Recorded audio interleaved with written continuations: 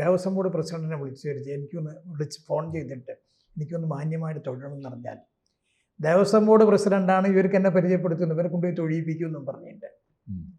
അതെ. അങ്ങനെ നോക്കുമ്പോൾ താഴെക്കട മുതൽ മുകളിൽ വരെയുള്ള ഉദ്യോഗസ്ഥരും അതോടൊപ്പം തന്നെ ദേവസ്വം ബോർഡ് പ്രസിഡന്റും അടങ്ങുന്ന ആളുകൾ മുഴുവൻ ഈ കാര്യത്തിൽ പങ്കാളികളാണ്. ഇത് കേൾക്കുന്ന സമയത്ത് ആരും പുറത്തു പറയാത്ത സംഗതിയല്ലേ ഈ ക്ഷേത്രത്തിൽ അന്നദാനം കൊടുക്കുക എന്നുള്ളത്.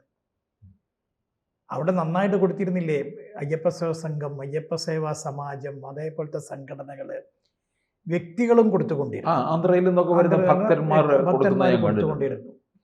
ഇതെല്ലാം വേണ്ടാന്ന് വെച്ചിട്ട് ദേവസ്വം ബോർഡ് തന്നെ കൊടുക്കാന്ന് പറയുമ്പം 1000 പേർക്ക് കൊടുത്തിട്ട് 10,000ങ്ങളുടെ കണക്കെഴുതല്ലേ ചെയ്യുന്നത്.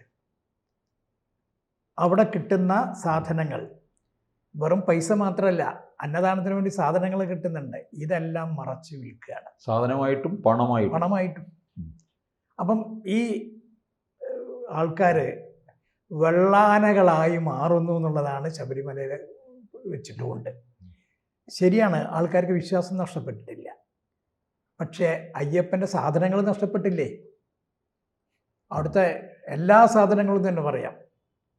ഗോപുരത്തിലൊട്ടിച്ച് നഷ്ടപ്പെട്ടു, കയറി വരുന്നത് നഷ്ടപ്പെട്ടു, പാളികൾ നഷ്ടപ്പെട്ടു, ഇതെല്ലാം നഷ്ടപ്പെട്ടു.